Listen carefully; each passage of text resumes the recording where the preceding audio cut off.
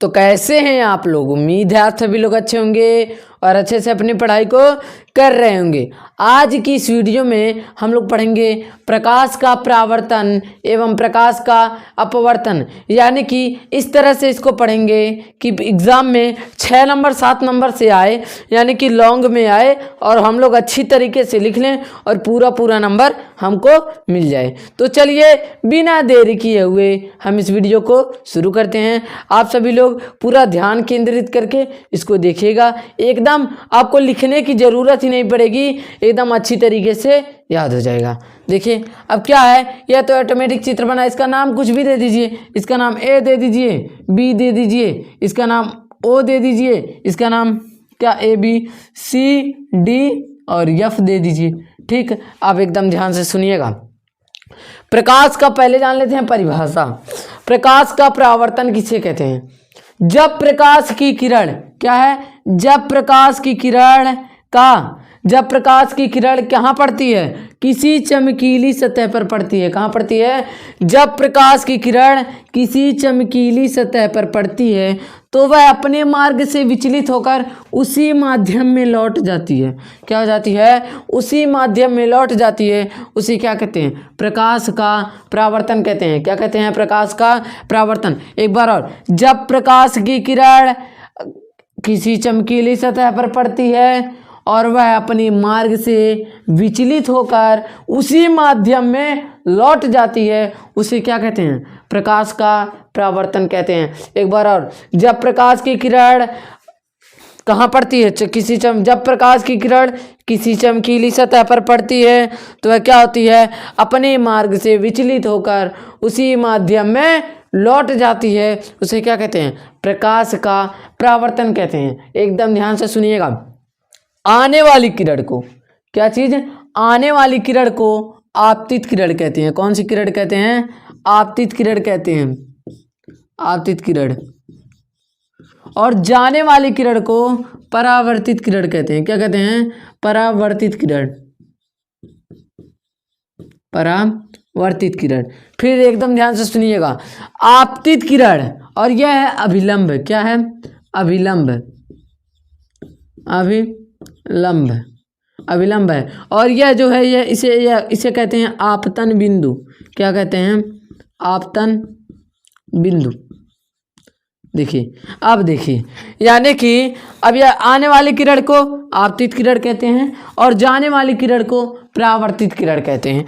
ठीक, अब देखिए, अब यह कौन सा कोण है? यह कौन सा कोण है? देखिए, आपतित किरण और अभिलंब के मध्य जो कोण बनता है उसे आपतन कोण कहते हैं। कौन सा कोण कहते हैं? आपतन कोण कहते हैं। और अभिलंब और परावर्तित किरण के मध्य जो कोई भी मतलब जो कोण बनता है उसे कहते हैं परावर्तित। कौन सा? परावर्तन कोण कहते हैं। कौन सा कोण कहते हैं? परावर्तन कोण कहते हैं। एक बार और, आपतित किरण और अभिलंब के बीच बनने वाले कोण को आपतन कोण कहते हैं और परावर्तित किरण और अभिलंब के बीच बनने वाले कोण को परावर्तन कोण कहते हैं। और यह जो कोण दोनों होते हैं ना, वह सदैव बराबर होते हैं। अब क्यों? यानी कि यह बराबर होते हैं। मान लीजिए अगर यह 45 अंश है तो यह भी कितना होगा? 45 अंश ही होगा। अब यह हो गया हमारा क्लियर। ठीक, अब मान लीजिए यह तो गया सिंपल एकदम कि एग्ज़ाम में आ गया, इसको हम लिख देंगे इतना ही और इसके नियम को लिख देंगे। ठीक है, अगर मान लीजिए एकदम लॉन्ग में आ गया तब क्या लिखेंगे? यानी कि देखिए, इसमें हम लिखेंगे क्या लिखेंगे?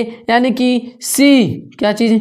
सी, और पहले लिखेंगे सी और ओ हमारा आपतित किरण है। क्या लिखेंगे? सी से ओ तक बिंदु की रेखा आपतित किरण है और ओ से या एफ बिंदु की यानी ओ और एफ परावर्तित किरण है। फिर ओ और डी को क्या है? अभिलंब है। ओ क्या है? ओ और डी अभिलंब है। और जो ओ बिंदु है इसमें वह आपतन बिंदु है। कौन सा बिंदु है? आपतन बिंदु है।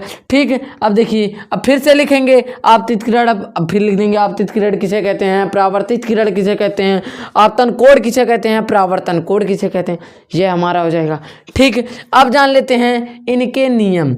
इनके 2 नियम होते हैं। अब कौन कौन से 2 नियम? एकदम ध्यान से सुनिएगा। पहला क्या है? देखिए, आपतित किरण यहाँ पर स्थित है, परावर्तित किरण यहीं पर स्थित है, अभिलंब भी यहीं पर स्थित है। यानी कि पहला नियम हो जाएगा, यानी कि हमारा पहला नियम हो जाएगा आपतित किरण, परावर्तित किरण और अभिलंब एक ही बिंदु पर होते हैं। आपतित किरण, परावर्तित किरण और अभिलंब एक ही बिंदु पर होते हैं। एक बार और, आपतित किरण, परावर्तित किरण और अभिलंब एक ही बिंदु पर होते हैं। दूसरा क्या है? दूसरा हमारा है, हम आपको बताए हैं कि अगर मान लीजिए यह कोण 45 अंश का है तो यह कोण भी 45 अंश का होगा। हमारा दूसरा नियम यही है कि क्या होता है, आपतन कोण तथा परावर्तन कोण आपस में सदैव इक्वल होते हैं, बराबर होते हैं। क्या होते हैं? सदैव आपस में बराबर होते हैं। अब देखिए यह हमारा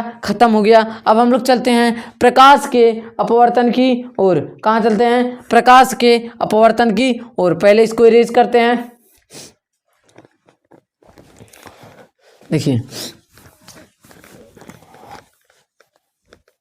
प्रकाश का अपवर्तन, एकदम ध्यान से सुनिएगा, इसको रखते हैं।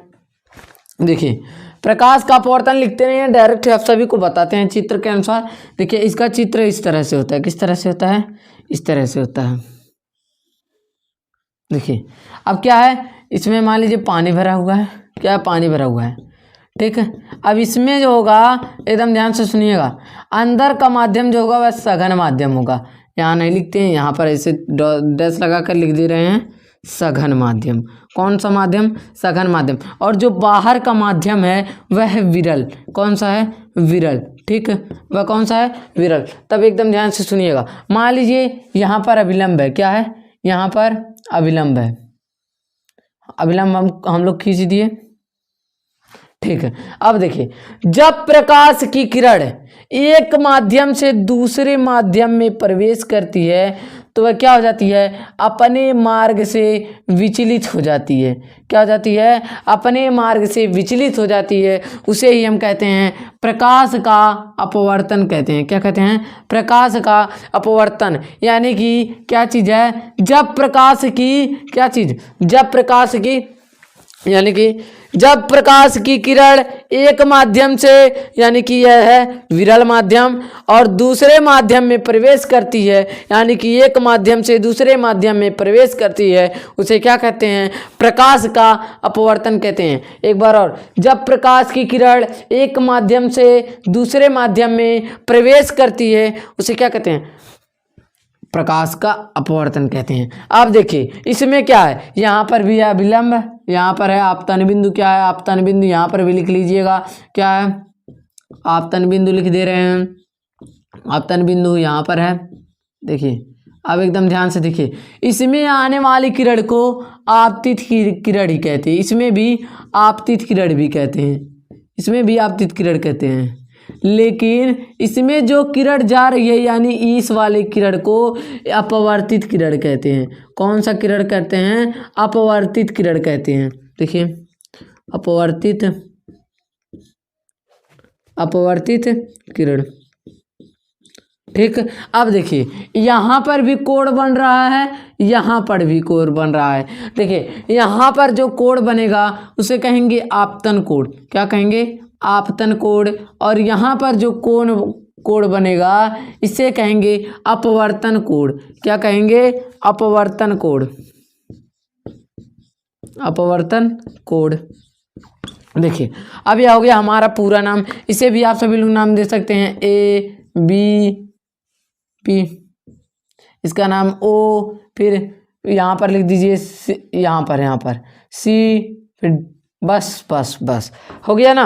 अब देखिए अब क्या है, अब इसमें सघन आया, विरल आया। अब सघन क्या होता है, विरल क्या होता है जान लीजिए। सघन मतलब देखिए यह है अभिलंब। क्या है? अभिलंब है। अब प्रकाश की किरण मान लीजिए यहाँ पर जा रही है, प्रकाश की किरण यहाँ से दूर है, ये दूर है कि ये दूर है, और यह नज़दीक है ना।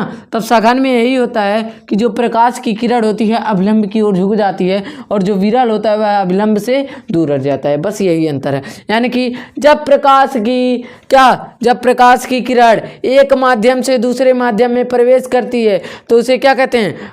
वह अपने मार्ग से विचलित हो जाती है, उसे क्या कहते हैं? प्रकाश का अपवर्तन कहते हैं, यानी कि आने वाली किरण को आपतित किरण, जाने वाली किरण को अपवर्तित किरण। फिर क्या चीज़, अभिलंब, यह है अभिलंब, हमारा यही है अभिलंब, क्या है अभिलंब। देखिए अब क्या, शायद ऊपर नहीं दिख रहा होगा, उसको नीचे कर लेते हैं।